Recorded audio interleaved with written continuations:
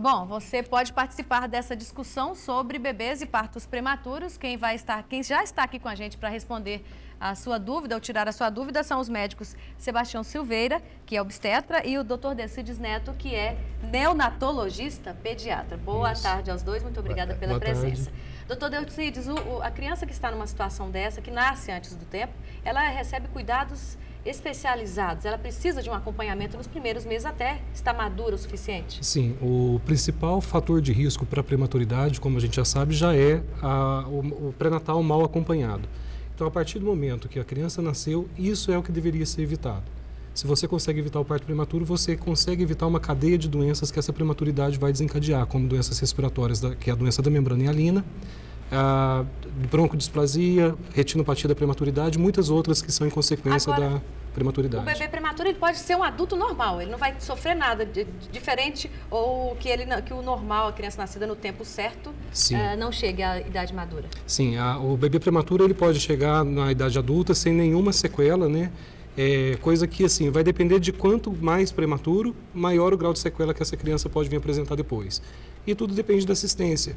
A partir do momento que você consegue fazer com que essa criança tenha uma boa assistência, tanto no período pré-natal quanto no período neonatal, você pode conseguir resolver alguns problemas, fazer com que algum desses problemas não aconteça. Doutor Sebastião, a mulher que tem o parto prematuro, normalmente ou é nova demais ou já passou dos 30, seria assim, além daquelas situações que mostramos na reportagem? Sim, os dois extremos, eles são fatores de risco para a prematuridade, sem dúvida nenhuma. Agora, no parto prematuro, o que a gente deve enfocar, como o Dr. Delcides colocou, é o pré-natal. É a importância do pré-natal para a prevenção do parto prematuro. O pré-natal já dá algum indicativo de que aquela criança pode nascer? Exatamente. Você pode prever, tem alguns fatores que indicam que aquela paciente pode ter um neném prematuro. Quais são? Aí, nós temos, no caso de infecções, principalmente infecção urinária, é um fator importante de parto prematuro. Infecções vaginais, principalmente por Gardnerella vaginalis, é um fator importante. Hábitos maternos, como o tabagismo, o álcool, hábitos nutricionais, pacientes que não se alimentam direito, elas têm maior predisposição para ter um parto prematuro. Ok, os dois vão ficar aqui para a gente voltar já respondendo a pergunta do telespectador. Voltamos a falar sobre bebês prematuros, pré-natal. Quem continua com a gente, o doutor Delcides Neto, que é pediatra e neonatologista, e o doutor Sebastião Silveira, obstetra. Doutor Delcides, o bebê prematuro, quando que o nascimento dele, por exemplo, lá com 5 meses ou 25 semanas, parece que o senhor diz, ele é possível de sobreviver? Por definição, a gente sabe que o limite da viabilidade seria em torno de 25 semanas, ou em torno de 500 gramas de peso. A partir daí, quanto mais tempo essa criança ficar nessa incubadora natural, que seria o útero materno, mais ganho essa criança vai ter em qualidade de vida no futuro e melhora o prognóstico dela. Então, o limite ali para se determinar até quando se deve investir numa criança prematura seria mais ou menos isso.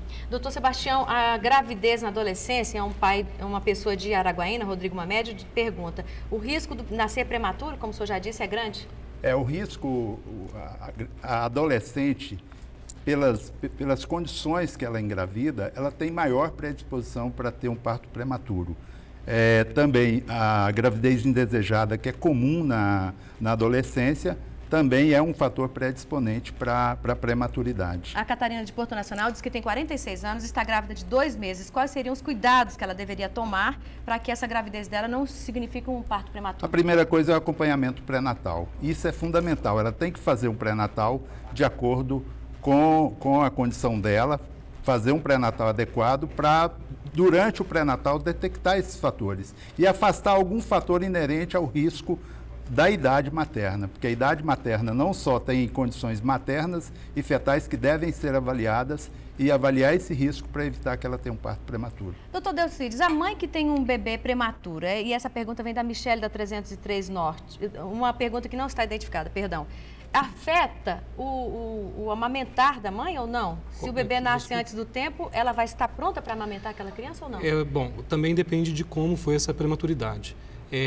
Toda mãe que gesta, que tem uma gestação, ela tem condições de amamentar o seu neném.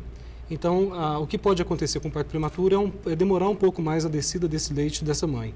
Por que isso acontece mais frequentemente com o prematuro? Não só porque, a partir do momento que a criança nasce, que os hormônios maternos vão se nivelando ali onde precisam chegar, essa mãe,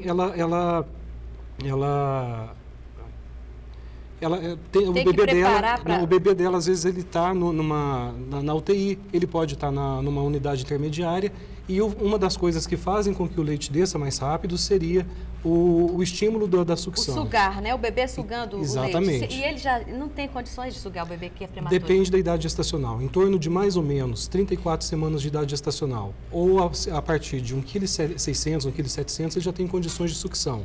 E sugando o leite materno, ele vai ter mais condições de poder estar estimulando essa mãe a produzir mais leite. É uma pergunta que veio de Miranorte, doutor Sebastião. Se uma mulher teve um parto prematuro e sofre de pressão alta, o próximo filho pode nascer prematuro?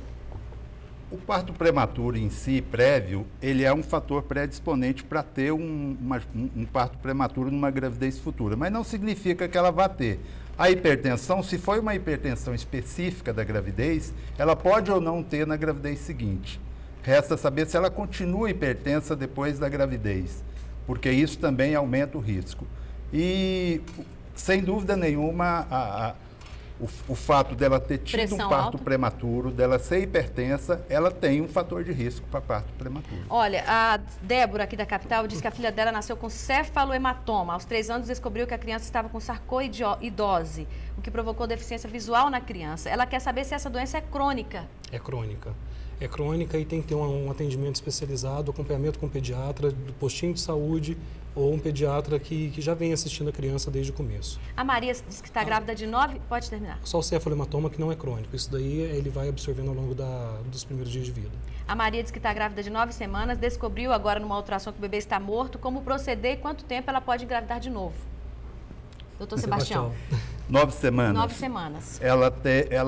A gente recomenda um período mínimo de 6 meses, né, para ela poder engravidar novamente. E a conduta, no caso, ela procurar assistência médica para o obstetra ver o que vai ser melhor para ela, ou induzir o abortamento por medicamento, ou então aguardar o trabalho de abortamento espontâneo. Muito obrigada, senhores, por esta participação. Nós recebemos muitas perguntas e algumas delas não vão ser possíveis de resposta agora, por causa do nosso tempo. Agradecemos a você que participou aqui com a gente. Prometemos voltar a esse assunto mais para frente.